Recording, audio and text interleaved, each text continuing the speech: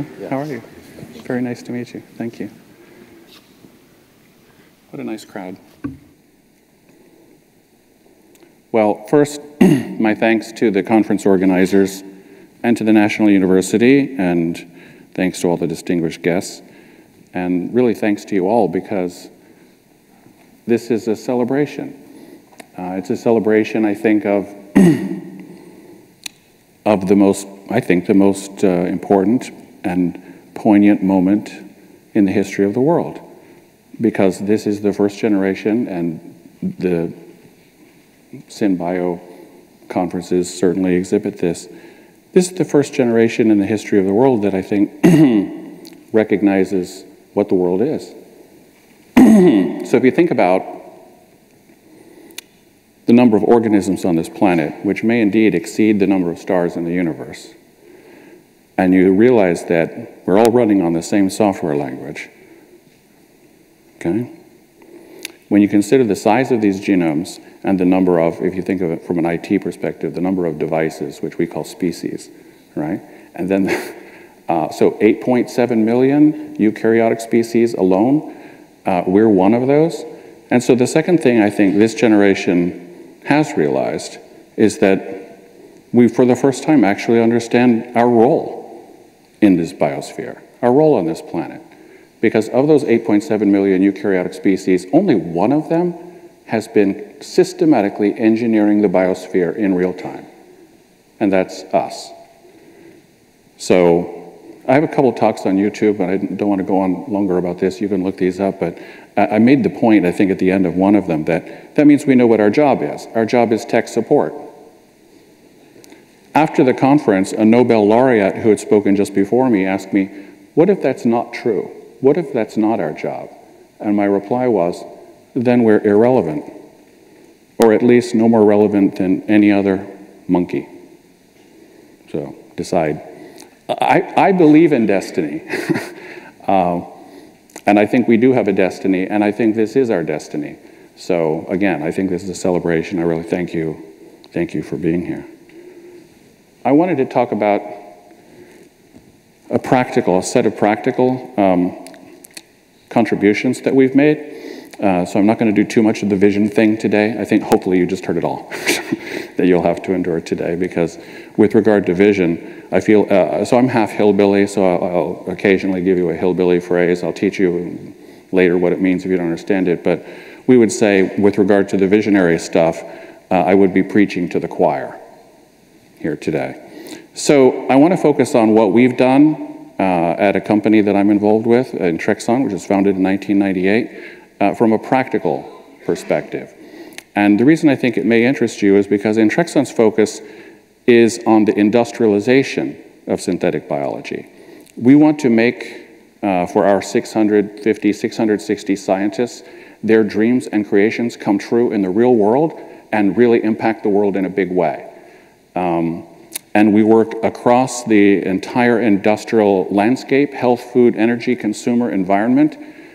Sometimes people ask us, how could you be so industrially diverse? And I say, well, the industrial diversity is simply a function of our taxonomy. And isn't it interesting how every generation of man wants to map all of the physical universe to the then prevailing taxonomy, even though we understand that the taxonomy is transient.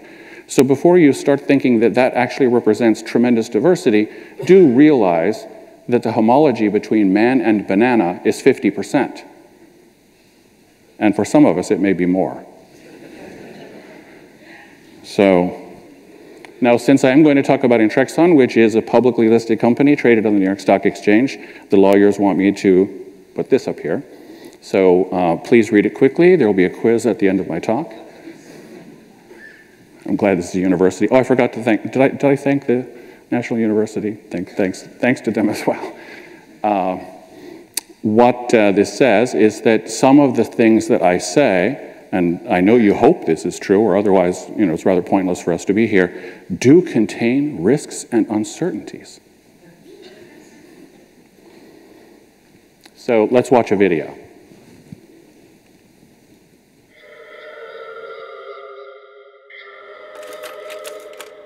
Our world is filled with staggering biodiversity, and yet we all run on the same software language. DNA is what encodes data and memory, which means we are powered by the oldest and largest supercomputer ever known. Before humans, the programs in this processor randomly mixed and matched this code. The evolution of life responded to chance mutations and to the way the world was. But for the last 12 millennia, since the start of the agricultural revolution, we have been actively engineering elements of our biosphere, shaping our world into what it could be. The changes have been profound, from growing cereal grains to creating larger cattle, woollier sheep, and more abundant corn plants.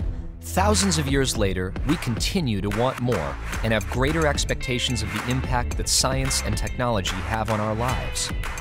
Today, Intrexon uses advanced molecular biology techniques to make precise and testable changes to the genetic code, with a view toward limiting risk and improving the environment. While any new technology triggers a desire to examine the unfamiliar, we are now able to harness the power of nature's software in meaningful and responsible ways. We bring together the best and brightest scientists and engineers to partner with leading companies in the consumer, energy, environment, food, and health sectors. By sharing our science and knowledge across markets, we are helping to build better energy, protect people and plants against pests, increase food production in ways that don't compromise our environment, and even find new ways to prevent and treat cancer, cardiac, metabolic, and rare diseases.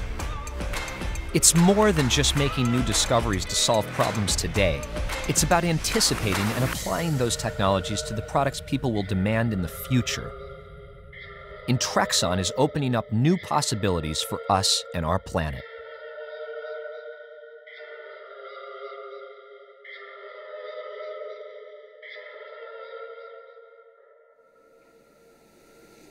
This is my favorite graphic in the entire presentation. Humanly possible.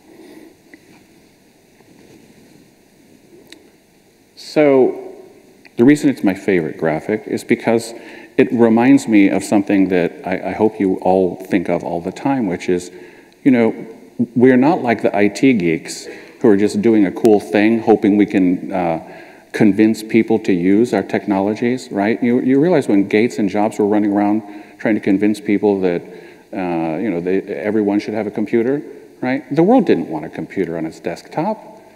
They had to actually create the demand. They had to convince us. And of course, it's compelling technology, and of course, it eventually succeeded. But that's not really the case for us. I heard a speaker a few moments ago comment on the size of the bioeconomy, and I thought, you know, depending on how you look at it, it's all the bioeconomy. Again, the biosphere is what we are a part of. And synthetic biology, frankly, is a phrase that I hope will fall into desuetude as soon as possible. Because after all, how is it different from regular biology? Right? The fact that we're engineering it?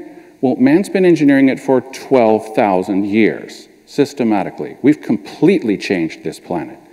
If you just look at the growth of vertebrate biomass alone over the last 12,000 years, that's something that we did, okay? It's like, Drew, it's like 30x, right? We have irretrievably altered this planet through genetic engineering. What humanities majors learned was the agricultural revolution, or the food people shaker, right? Was actually the first genuine industrial technology of man, and it was genetic engineering, right? And it was, that first industrial technology of man is actually what enabled everything that we refer to as civilization. It was man's transition from being a nomadic hunter-gatherer species to controlling the genetics of initially cereal grains and certain animals in order to acquire enough liberty and luxury so he didn't have to spend 90% of his time gathering food. So this is what enabled science. This is what enabled art. This is what enabled cities, and governments, philosophy, really everything we refer to as civilization. So it's the founding technology of this civilization. So you tell me what percentage of the world economy is the bioeconomy. I submit from this perspective, all of it. The only thing that's different about synthetic biology is that we now have the opportunity to realize that we can actually look at things holistically, and as the kids would say, I don't know if the kids here at National University use this phrase, own it. In other words, for the first time, we can actually accept responsibility for the things we're doing. And from a scientific perspective, frankly, this is the first time that we should even endeavor to do so, because we didn't know what was going on with all this homologous recombination in the past. If you're breeding cows and trying to get a cow, with finer marbling or Kobe or what have you, right? Every one of those crosses is resulting in millions of undocumented events that you didn't even know what they were, let alone have the ability to test them. That's not true today. Today, we can actually be responsible. We can actually work with a very, very fine touch, and any change we make, we can test it. And we can define, we can really think hard about what might we be doing here, and how can we have the lightest touch possible? How can we be as sure as we possibly can be that we are not causing harm and we're improving this planet? Because as I said, it's our job. That's our job to do. So I like this slide because it's a perfect segue, if this thing is working, into environment. I think we have our head of environment here, General Bostic. Where are you? There you go. Please stand up. So this is General Thomas Bostic, formerly head of the United States Army Corps of Engineers. That's a really big time thing, okay, for those of you who are not from the United States. And very, very responsible position. And he is, I should say, Lieutenant General, retired. That's required, isn't it? So we're never going to let him retire from Intrexon, though. So, even if we have to clone him, which we can do. So I like the little girl blowing bubbles in the field because it reminds you that we are, all of us, engaged in a very human thing. It's really about benefiting this planet, and this is the essence of, I think, humanity. This is our job. It should be our spirit. And so the first thing I want to talk to you about is our lead asset, as a practical matter, our lead asset in the field of environment. And that's we really need a better name, that's the OX513A mosquito. Aedes aegypti mosquito is an invasive species everywhere in the world except Egypt, as the name implies. So man has brought this mosquito here to Singapore, to Malaysia, and across a band on this planet in which around 3.7 billion people cohabit with this mosquito. This mosquito is the only anthropophilic mosquito, meaning it's the only one for which we are its principal prey. It's a day biter. Sorry, Singapore, standing water has nothing to do with this mosquito. This mosquito doesn't like standing water. She won't lay her eggs in standing water because tadpoles might get them, right? She prefers temporary water. Why can she like temporary water? Because unlike the other clades of mosquitoes, the Aedes aegypti mosquito eggs are viable for at least 1 year, meaning you can dry them and they will survive. She can just wait, nature will just wait for the next rainfall, right? So this mosquito, 50% of the bites that this mosquito inflicts on human beings occur in or around your homes. It's a day biter. So what we've done is create a genetically engineered male mosquito that carries what we call a self-limiting gene. This gene is toxic to the mosquito itself. So you could think of it as a suicide gene. The gene is turned off in our production environment because we feed the mosquitoes, when we're producing them, a harmless metabolite, especially in the quantities we feed them, the picomolar quantities. Once we release these males, and by the way, the males do not bite, and male mosquitoes only have 2 jobs. One is to find females, and the other is to fertilize the eggs. Reminds you of some people you know, probably. So we release our boys in great number. They do find these females, and it takes a male mosquito to find them because they're living in your shower drain, they're living in the liner of your potted plant, in places where like aerial bombarded spraying is not going to impact, right? And by the way, these mosquitoes have developed tremendous resistance to pesticides, as you probably know by now. So out of our lab in Oxford, UK, we've developed this self-limiting technology so that it's a dominant gene, by the way, so every one of the offspring of our male mosquitoes will inherit this trait.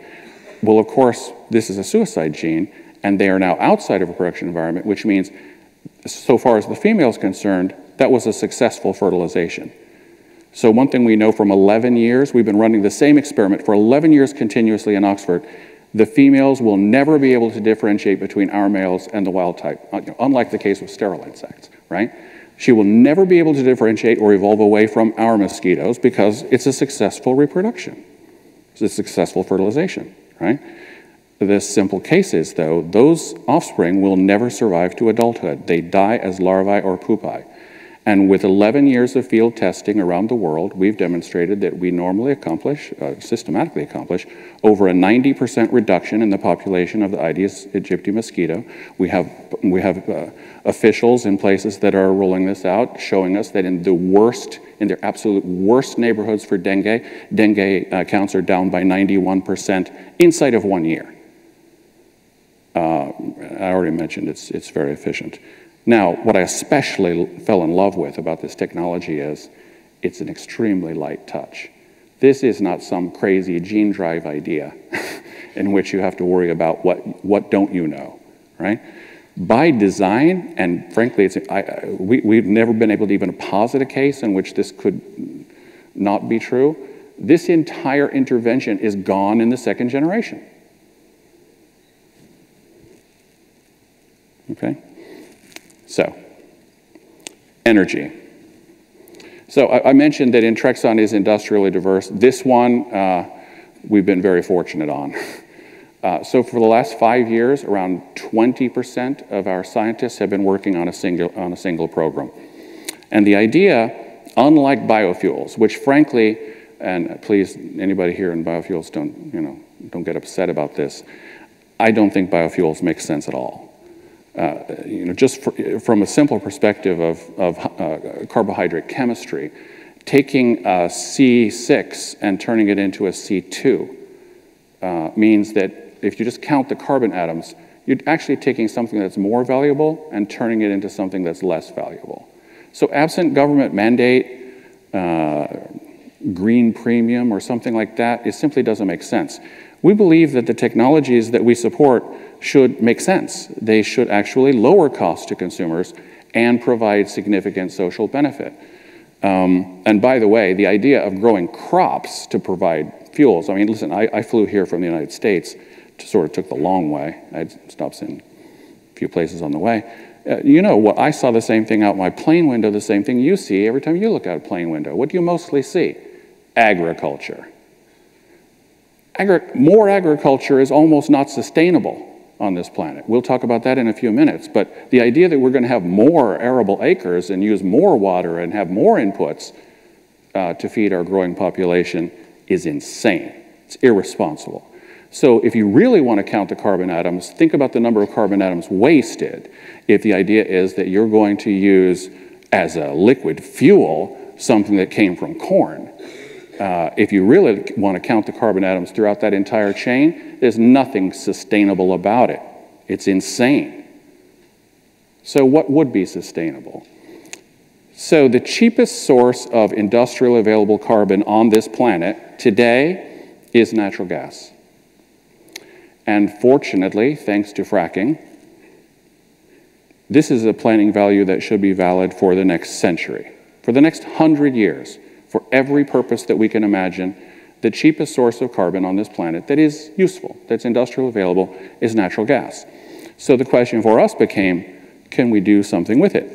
So you probably know that this enormous petrochemical complex that was created on this planet over the 20th century, it represents about 15% of the world GDP. It's astonishing numbers.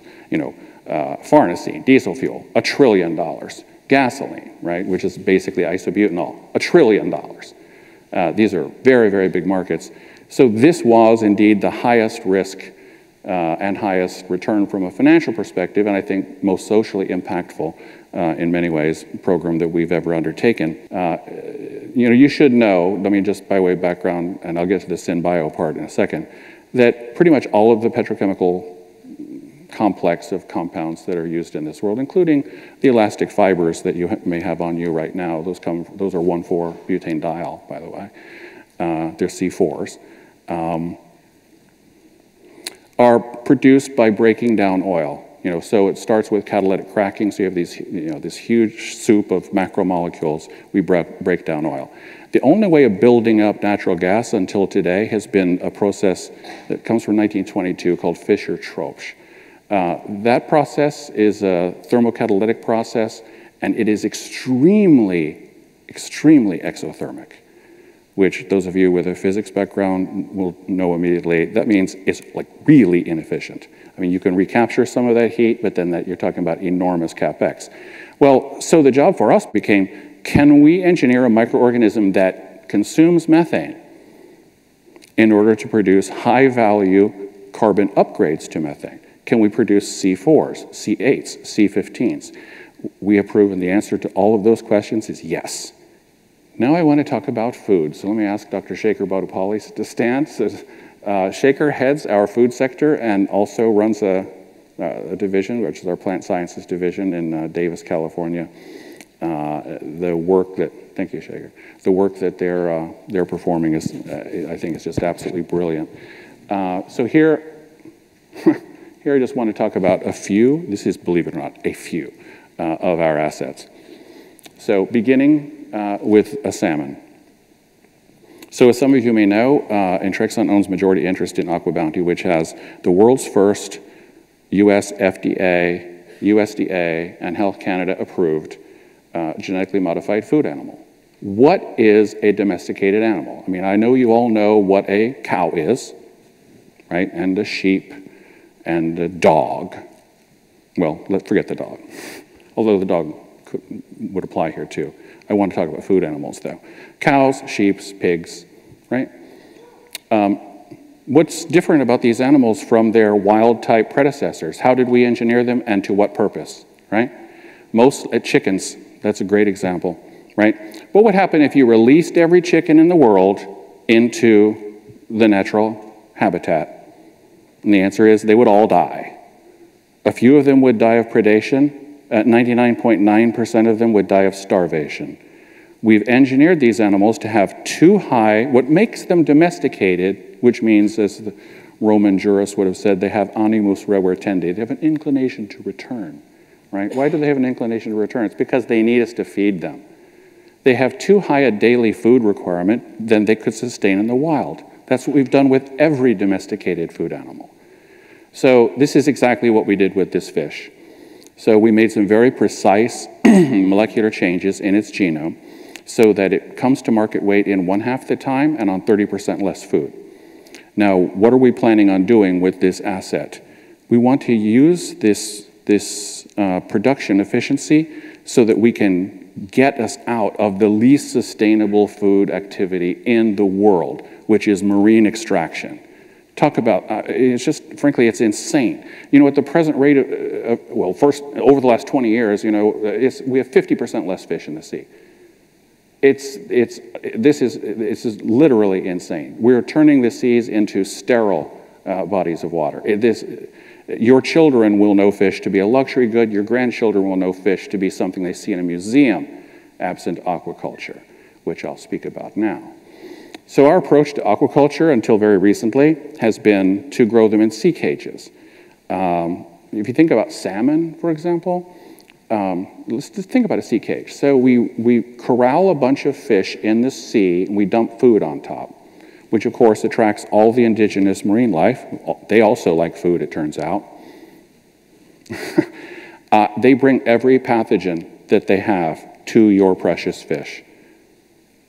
Nowadays, the typical loss from health conditions of salmon produced in aquaculture is 50%. For our scientists, we wanted to study sea lice. For our scientists to build their sea lice collection, library, all we had to do was buy shrimp from the store. because the ones that are arriving on your plate, they're just survivors. They're not immune, right? The other thing we have to do is dump out antibiotics on them, and we have to dump vaccines on them. And I don't even want to go into the environmental nightmare around a sea cage, but it's horrendous.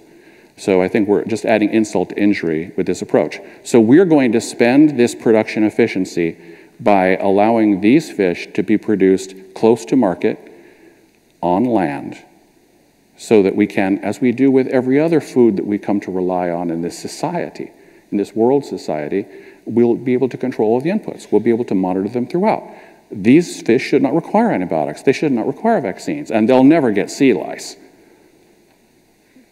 So, and by the way, they're delicious. The cow. So we are the largest producer of bovine embryos in the world. We view the cow, the bovine species, as a great opportunity to improve the genetics, because unlike chickens, let's talk about chickens very quickly, you realize that this generation, for the Chinese, right, you know what spring chicken means, right? It means that's a luxury good, right? Spring chicken, you get to have, and I've had this experience in soup restaurants and so forth. It's a wonderful experience, but it tells you that chicken used to be a luxury good, right? Now it's incredibly cheap. If you turn on some sports programming, you see these voracious 20-year-olds consuming 2 kilocalories of fried chicken for like 11 minutes of labor at minimum wage. What did industrial culture do to bring that about? We improved the genetics, and we standardized the genetics, and that allowed us to standardize the rest of the production chain all the way through. It allowed us, once you have a homologous set of animals, right, that means you can calculate the appropriate food ration, you can really figure out what's the correct transportation, storage, you can automate the downstream processing and so forth, which you can't do with cows today. So the feed conversion ratio on a chicken is 3, which is tremendously efficient. And so the effect is, over the last 50 years, as measured in constant dollars, the cost of a chicken is 25% of what our grandparents paid for a chicken. That's an industrial marvel. And yet it's not usually appreciated that this was done through genetic engineering. It was done by standardizing the genetics, which allowed us to standardize every other thing in the process. So this is the kind of thing that we're after in the bovine species, which has a feed I like a steak as well as any carnivore, but this is an incredibly wasteful thing, far too costly. The genetics have not been improving. The feed conversion ratio for a beef cow is 8, so it has to consume 8 pounds of food for each pound of meat that it produces. And the number of inputs across the board, arable land, water, and so forth, are tremendously large. We think we can improve this. So to start, we wanted to own all the artisanal skill set, and then we'll apply our technology to that, and we're making good progress on that. The non-browning apple. Non-browning apple, you may have heard about. I'll invite you to go online to learn about this. This is an apple that, frankly, when you slice it, it doesn't brown. Which means you can slice it in the morning and take it to your workplaces or to school for lunch, and when you want to eat it, it's not a brown, slimy mess. It's actually perfectly pristine as if you just cut it. Our current job is to grow as many apples as we can. We have the most aggressive, ambitious apple growing campaign in the history of the world. The black soldier fly larvae, I'll omit that for a moment. I'll just say there are a lot of insectivore species that aren't enjoying insects in their diet. We've converted them all over to a vegetarian diet. If you feed them insects, it turns out they taste a lot better, and this is much more efficient. The other thing we're doing in food, of course, is crop protection. So insect pests cost us about 15% of our agricultural output, and fungal pests about another 15%. So if you can satisfactorily deal with these issues using precision biology, synthetic biology, you will have accomplished something very significant. One thing for sure, chemical pesticides, probably not a good idea anymore. So we're using the same self-limiting insect technology. We have about 6 species. We've done the diamondback moth, we've done the olive fly, we've done the medfly, several others. They work on the same principle as the mosquito, so again, it's a very light touch, knocks the population of the target species down, doesn't impact anything else. The other thing we're doing is using our Actobiotics platform, which is engineered Lactococcus lactis to express double-stranded RNA and other metabolites that have antifungal and anti-pesticide effect. Health. So now this is the wordy part, and let me just say, we're doing a lot in health. We're doing more than is even depicted here, actually. And we say Precigen because we've decided to put all of our healthcare assets in a new company. And so we're organizing that now because we want to be able to go vertically integrate and actually bring products to market ourselves instead of partner them. The things that are featured here are all partnered. Some of our technologies, this really relates back to the founding of Intrexon. So it's not about creating a simple gene program with a CMV promoter and one open reading frame and one regulatory domain. We use multiple open reading frames and a lot of control. So we are constantly at work on switches so that we can induce and regulate things. I mentioned in plants, we've shown that recently, and I think, yeah, we did publicize this, that we can induce and control flowering. So for many species, you would actually never want it to flower in the field. You'd only want it to flower in your production environment so you can get the seeds. Right? There's really no reason that any farmer would ever want alfalfa to flower, because once it flowers, the protein content goes down and it's useless. It's straw, right? Those of you who golf, right? I mean, how many seed heads do you want on your golf green? And the answer is none. None. You never want that to flower, right? Your greenskeeper has to rip that up every time that happens. So anyway, so we're very big on controlling expression, and this was really the foundation of Intrexon. Rationally designed complex transgenes so we could do a lot, right? And so we can induce and regulate them, so control them in real time after we have the gene programs installed. We also have, we think, the most useful technology, which is proprietary, for getting large gene programs into genomes, right? Which is a technology we call at-sites. Go very quickly. All right, so that you can read about this. This is a clinical program. I think there was some news out about this today on the second thing. Actobiotics. This is where we're using the engineered L-lactis for therapeutics. Because we've engineered this thing so that it can express mucoadhesives and hang on to the lumen. So if you express something like the SCFV to TNF-alpha, then you basically recreated a locally active Remicade or Enbrel, so to treat Crohn's disease or IBD or something like that, that wouldn't have all those, hopefully would not have all those black box warnings for giving you cancer and all that kind of stuff. Plus, it's really, really cheap. We're looking at quite a number of therapeutic applications of this technology because, after all, it's a bacterium. All right, I think it has a doubling time of 52 minutes. So, very intriguing technology. Again, just to show the effect of multigeneity, the 25-year history of cardiac gene therapy consists of experiments that were gene programs of the type I just described a moment ago. Single genes, right? Every cardiologist will tell you that you need to tackle heart failure on 3 or 4 different axes. We're the first company to create a cardiac gene therapy that actually is operative in every one of these axes: regeneration, reduction of scar tissue, etc.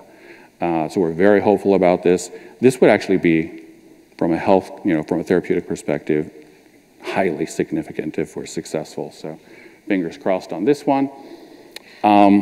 We started business. The company was founded in 1998. We actually started business in January 2011. As many of you know, it takes a while to develop a therapeutic. So what you'll see over the balance of this year is things are really accelerating for us. So we have a few programs in the clinic with our partner Zyopharm. We're going into phase 3 with the gene therapy for glioblastoma multiforme. We're very excited about that. We have a number of things in the clinic.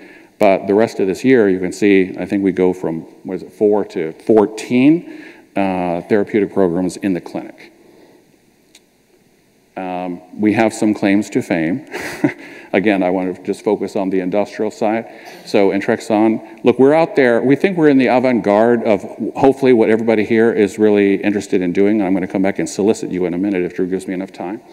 And the reason we're out there doing it, whether any of these ever make money or not, frankly, we need some. We are a public company, as I mentioned, so we do need some of them to make money, but we don't need all of them. The reason we're doing it is because we want to prepare the world for you. We want this generation to really take seriously the destiny that I described earlier. The reason that we've been able to do so much is there's one organizational difference about Intrexon. This is a little bit complex, but what I'm trying to show here is we designed this company to be very, very scalable. And so coming up is my solicitation to you. We currently have, I think, 16 divisions. These are skill sets. So our genome editing unit, our cell engineers, our human therapeutics division, and so forth. We have about 16, the insect platform in Oxford, the strain engineers in Budapest.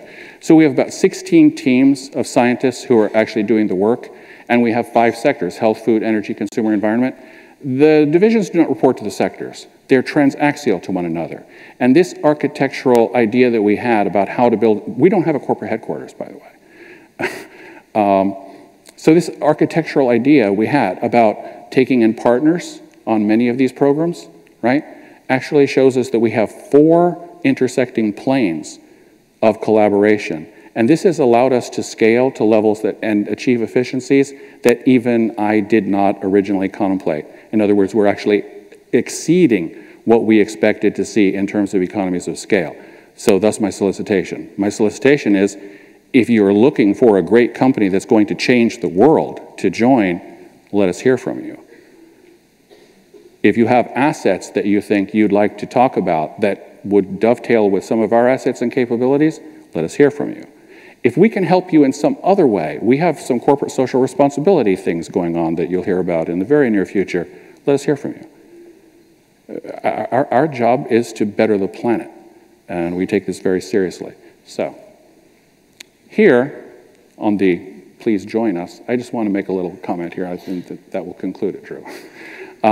This was published a few months ago. We didn't have anything to do with this publication. A few months ago, Scientific American published a little article based on something that was produced by the United States Patent and Trademark Office. The United States Patent and Trademark Office had got curious about the frequency of inventorship, the distribution of inventorship between 3 high patent filers over the last 5 years. So Intrexon is a huge filer of patents, as you might imagine, and I'm very proud of this comparison. So they compared with these scatter plots, you see the comparison of Tesla to Facebook to Intrexon in terms of, as I say, distribution of inventorship. And what you see is that apparently everybody at Tesla is part of that lithium-ion team, and you're either part of that team or you're not, right? It's a glob, right?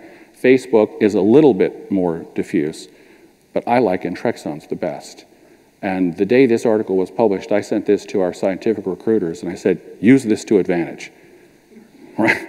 Because it means to a scientist who's thinking of joining an organization, you're going to get credit for your work at Intrexon, and we're going to enable you. That, by the way, that is my job. I meet with our scientists frequently. I tell them, my job is to enable your work and help it become real in the world and meaningful in people's lives. Thank you very much.